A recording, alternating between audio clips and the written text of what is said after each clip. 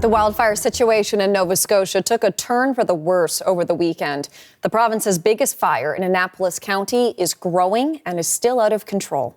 For more, let's bring in the CBC's Preston Mulligan. He joins us live from Middleton, Nova Scotia with more. And Preston, it is thankfully raining right now where you are. Can you bring us the latest? Absolutely. Yeah. Good afternoon, Hillary. Yeah, if there's any good news, and there's very little good news around here today, it's that it's been a steady rain here all afternoon for the past several hours. Not a heavy rain like we need, but at least a steady light rain for at least 2 hours. It's not going to extinguish those flames. It's not even really going to bring it under control. But conditions today are at least a lot better than they were yesterday and over the weekend when this fire in the Annapolis Valley of Nova Scotia doubled in size from about 4,000 or 40,000 hectares to 80,000. In other words, that's about almost 80 square kilometers in size. And as it expanded, some devastating news for some homeowners. We know that a number of homes have either been damaged or destroyed. We don't have the precise numbers on that yet, but fire officials are trying to track down the homeowners in person. They don't want to break this news over the phone to let them know what happened. Here's Premier Tim Houston earlier today.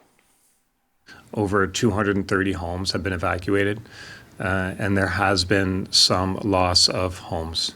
This is a crushing feeling. We really can't imagine what it must feel like. And also with the added anxiety of not knowing what's happening to your home, it's an awful time. Out of respect for those families, they are being notified first before we confirm any numbers. So that is Premier Tim Houston from about 2 hours ago today. I'm standing here in Middleton, Nova Scotia at the site of the Nova Scotia Community College campus.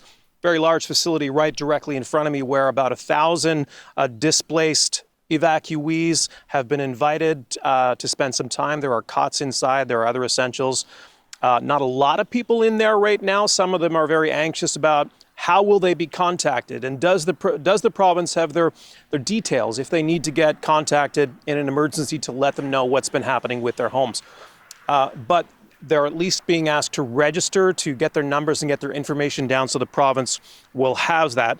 I spoke to some evacuees earlier today who told me they got the news late last night that they had to leave their homes and gather as much as they could and get out of there. There was one family who put a notice on Facebook saying they needed help with 2 horses and lots of poultry, turkeys and chickens. And in about 15 minutes, they had calls and offers from people to let them do that. So that is some of the good news. People are helping out. A lot of people have not taken full advantage of this accommodation or staying with friends and family. Hillary. Preston, of course, we know wildfires, they can change so quickly. What is the outlook at this point for the next couple of days?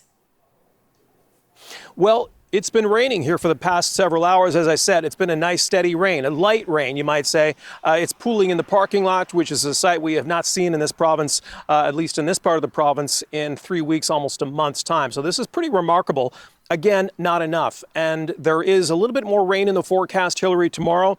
But we're looking at a pretty good stretch, another 7 days of sunshine and maybe a little bit of cloud cover. But what we really need here is several days of steady, heavy rain before we can get ourselves back into the safe zone.